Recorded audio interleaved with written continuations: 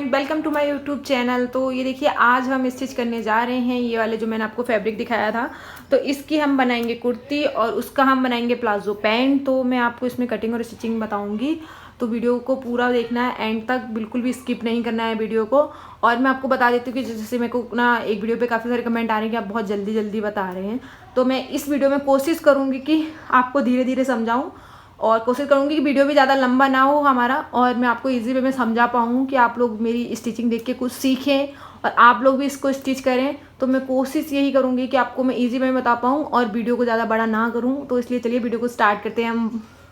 तो ये देखिए इस तरह से मैंने इसको 4 फोल्ड में रखा हुआ है। ये देखिए बंद भाग आपको अपने साइड रखना है और इस तरह जिस तरह से मैं पलट रही हूँ इस तरह से अस्तर को आपको 4 फोल्ड में कर लेना है। ये देखिए इस तरह से अगर आप मैन फैब्रिक कर रहे हैं तो आप मैन फैब्रिक को भी इस तरह से 4 फोल्ड में रख के कर सकते हैं। मैं अस्तर पे कटिंग कर रही हूँ क्योंकि हमारे मैन फैब्रिक थोड़ा सा वैसा है तो उसमें अस्तर लगेगा। हमने ऊपर से जो शोल्डर लिए हैं वो 6 इंच लिए हैं। आर्मोल की जो लंबाई ली है वो मैंने 6.5 इंच ली हुई है क्योंकि हम 36 साइज़ का बना रहे हैं, इसलिए हमने 6.5 इंच ली हुई है आर्मोल की जो लंबाई। और यहाँ से जो चेस्ट का निशान लगाना है तो जो भी आपकी चेस्ट है उसका चौथा करके उसमें प्लस 2 इंच कर देना है आपको यहाँ पे। ये देखिए इस तरह से मैं कर रही हूँ, जिस तरह से मैं दिखा रही हूँ सेम उसी तरीके से ही करिएगा।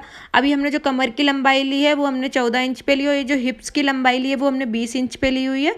कमर पे हम 20 इंच पे हिप्स पे हम 20 इंच पे निशान लगाएंगे और कमर पे हम 14 इंच पे निशान लगाएंगे। तो ये जो कमर है जो भी आपकी कमर उसका चौथा करके 1.5 से 2 इंच की आप मार्जिन दे दें यहाँ पे, जिस तरह से मैं दे रही हूँ इस तरह से आपको निशान लगा लेना है। इसके बाद जो भी आपकी इसके बाद हम नीचे जो हमने जो हिप्स का निशान लगाया था 20 इंच पे, इसमें हमारा जो फिटिंग का 20 इंच पे हमने लगाया तो 19 इंच पे आ जाएगा। तो आप कट अगर ऊपर रखना चाहें तो अपने हिसाब से भी ले सकते हैं, कट की जो लंबाई आप अपने हिसाब से भी रख सकते हैं, साइड जो कट रहते हैं वो। तो जो भी आपके हिप्स हो उसका चौथा करके प्लस 1.5 इंच आपको मार्जिन दे देनी है। आप 2 इंच भी दे सकते हैं बट मैंने 1.5 इंच ही दी हुई है क्योंकि फिर वो बाद में हमें एक्स्ट्रा हो जाता है तो बाद में हमें उसको छटिंग करना ही पड़ता है। तो इसलिए मैंने 1.5 इंच ही मार्जिन दी हुई है हिप्स में। जो भी आपकी हिप्स हो उसका चौथा करके प्लस 1.5 इंच दे देना है। इसके जो भी आपकी हिप्स की जितनी भी आई थी उसको ही आपको पूरा नीचे से बराबर करते हुए जो भी आपकी लंबाई है उसमें आपको 2 इंच प्लस कर देना है। तो मैंने अस्तर की लंबाई 2 से 3 इंच छोटी रखी हुई है हमारे मैन फैब्रिक से। मैन फैब्रिक हमारा लंबा है और ये अस्तर हमारा उससे 2 से 3 इंच छोटा है। तो ये देखिए इसको हम पहले 37 पे इसको कट कर रहे हैं इस तरह से, और इसकी जो चौड़ाई हमें उतनी लेनी जितनी हमारी हिप्स है उतनी ही आपको लेनी है। तो इसमें मैं पहले आपको इसमें ये पूरी जो लंबाई है उसका निशान अच्छे से लगा लेना है और स्केल से आपको लाइन खींच लेनी है स्ट्रेट। तो मैं इंची टेप को रखते हुए ऊपर से 37 पे अच्छे से हम पूरे में निशान लगा लेते हैं। ये देखिए जो हमारी लंबाई थी इसमें हमने फोल्डिंग के लिए भी मार्जिन लेके रखा हुआ है। तो आप जब भी लंबाई लें उसमें फोल्डिंग के लिए भी ले लें क्योंकि अस्तर भी हमारा नीचे से फोल्ड होगा। अब इस तरह से करने के बाद आप ये जो चौड़ाई है वो इतनी लेनी जितनी आपने ऊपर हिप्स के लिए लिया हो। तो मैंने जो हिप्स थी वो 38 थी, तो मैंने जो हिप्स लिया था उसका 38 था, उसका चौथा करा था हमने तो 9.5 आया, उसमें हमने 1.5 इंच प्लस कर दिया था।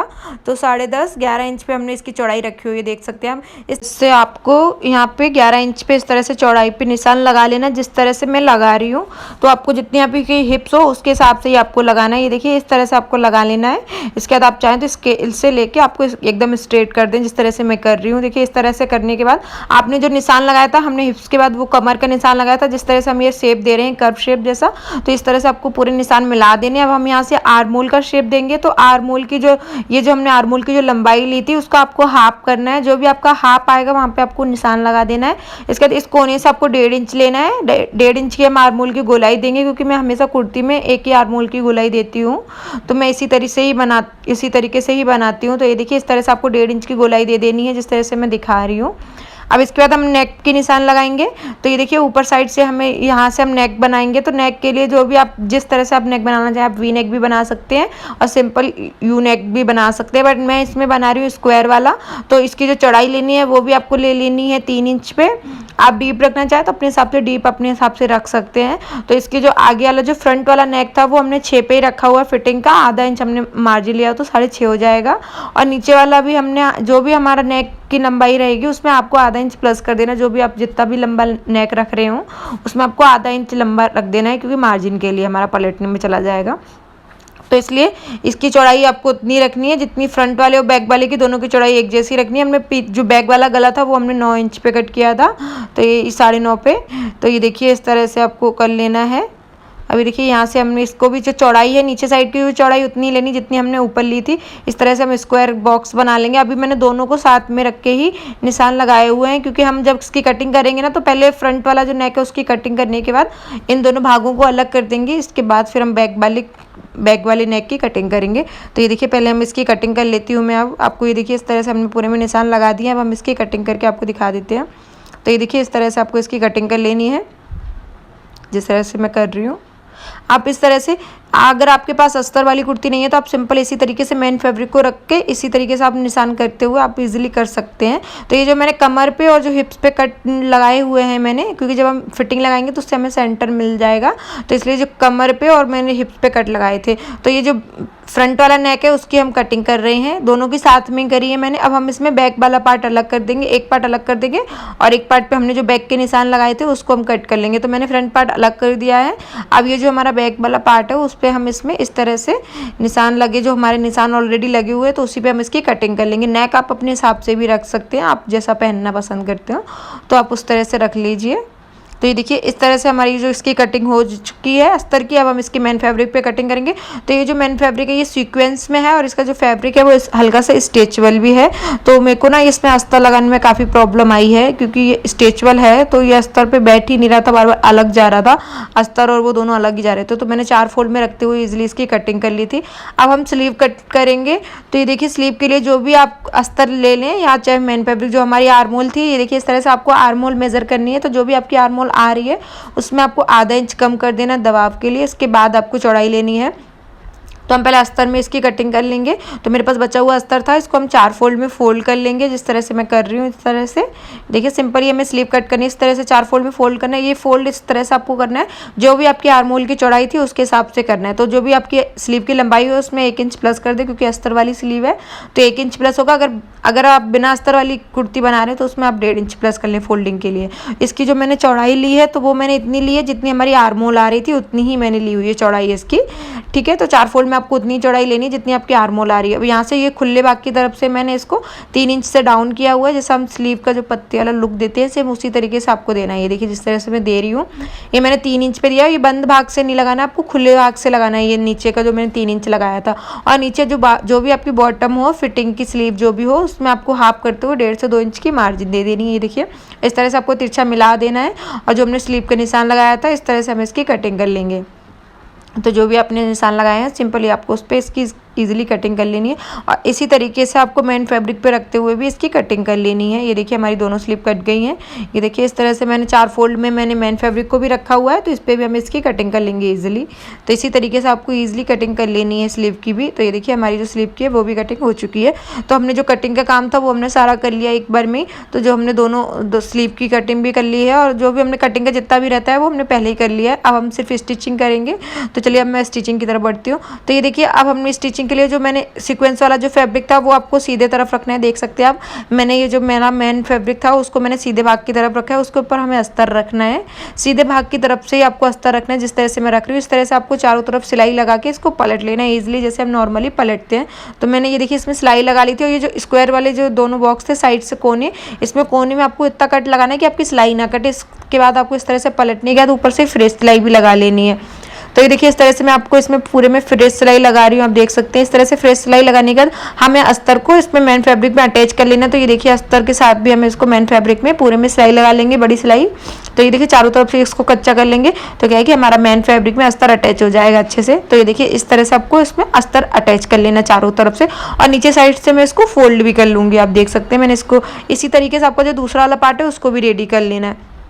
तो मैंने ये दोनों पार्ट रेडी कर लिए हैं। अब हम इसमें शोल्डर जॉइंट करेंगे, उस जो हमारी स्लीव है उसका काम करेंगे। तो ये देखिए जो हमारे पास ये जो दूसरा वाला जो बैक वाला पार्ट है उसको भी नेक हमने इसी तरीके से पलट लिया था। अब ये जो शोल्डर है इस पर जॉइंट करके अब हम स्लीव लगाएंगे। तो पहले हम स्लीव को रेडी कर लेते हैं। तो ये देखिए स्लीव को भी आपको सीधी तरफ ही रखना है। इसके बाद आपको एक घोड़े की सिलाई लगाते हुए पूरे में इसको अंदर से पलट लेना, जैसे हम नॉर्मली पलटते हैं। तो ये देखिए सीधी तरफ रखना है आपको अस्तर को, इसके बाद पलटने का चारों तरफ से इसको कच्चा कर लेना, जो भी एक्स्ट्रा फैब्रिक जाएगा उसको छांट लेना है। तो ये देखिए इस तरह से हमने हमने कट लिया है। अब हम इसमें स्लीव जॉइंट करेंगे, तो सिंपली हमें स्लीव जॉइंट करना है। स्लीव को आपको सेंटर से कट कर लेना है। ये देखिए इस तरह से आपको स्लीव को सेंटर से कट कर लेना है। सेंटर से रखते हुए आपको चारों तरफ से सिलाई लगा लेनी है ईजिली।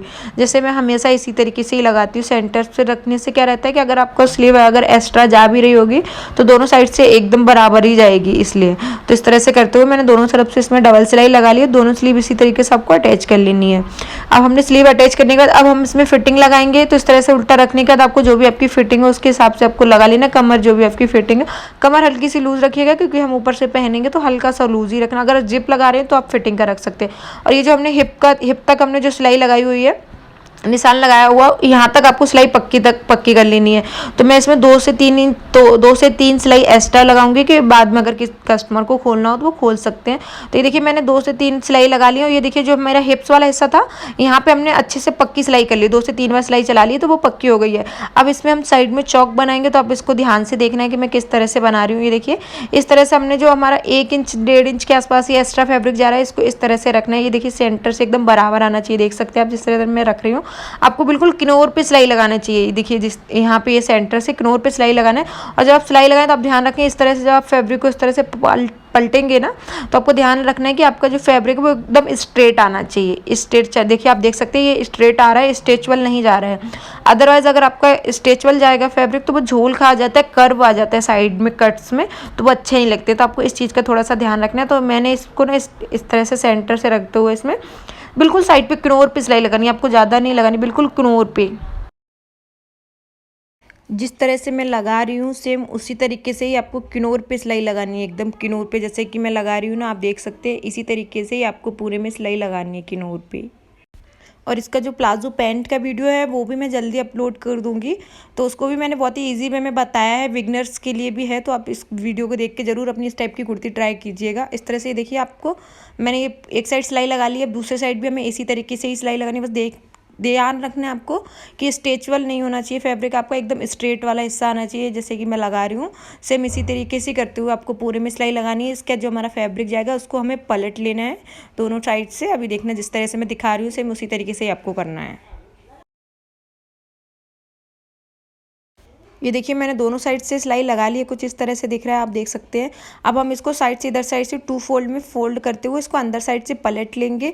और नीचे का जो फैब्रिक है इसको भी बाद में हमें फोल्ड कर लेना है। ये देखिए जिस तरह से मैं इसमें पलट रही हूँ सेम इसी तरीके से ही आपको इसको पलट लेना है दोनों साइड से। ये देख सकते हैं आप जिस तरह से मैं पलट रही हूँ ना, सेम इसी तरीके से ही करना है आपको, दोनों साइड से पलट लेना है। इस तरह से करते हुए आपको पूरे को इसको पलट लेना, जिस तरह से मैं दिखा रही हूँ वीडियो में सेम इसी तरीके से ही आप करिएगा स्टेप बाय स्टेप। तो बहुत ही ईजी है। इस तरह से आप अस्तर वाला जो कुर्ता है वो आप इजीली बना सकते हैं अपने घर पे इजीली। अगर आपके पास अस्तर वाला नहीं है तो अगर आप नॉर्मल कुर्ता कॉटन का कोई सा भी कुर्ता बना रहे हैं तो जैसा मैंने बताया सेम इसी तरीके से आप कोई सा भी कुर्ता किसी भी साइज़ का बना सकते हैं। तो ये देखिए हमने साइड के चौक बना लिए थे। हमने साइड के चौक बनाने के बाद नीचे से हमने इसको फोल्ड भी कर लिया था। तो ये देखिए इसमें फिनिशिंग भी अच्छे से आ गई। बस इस फैब्रिक में क्या था, ये सीक्वेंस फैब्रिक है तो काफ़ी हल्का सा चुभ भी काफ़ी रहा था। ये देखिए नीचे से इस तरह से 2 फोल्ड में करके इसको फोल्ड कर लेना है और दोनों साइड सिलाई लगा लेना है। पता है ये थोड़ा सा फैब्रिक ना मेरे को कम अच्छा लगा, वैसे देखने में तो बहुत अच्छा है बट ये जो फैब्रिक है ना चुभता भी बहुत लग रहा है, मुझे ऐसा लग रहा है चुभेगा। और ये जो ना फैब्रिक अस्तर और ये जो इसका जो मेन फैब्रिक है ना वो दोनों ही अलग अलग जा रहे हैं। आप इसमें कोई दूसरा अगर फैब्रिक लेंगे तो ज़्यादा अच्छा रहेगा।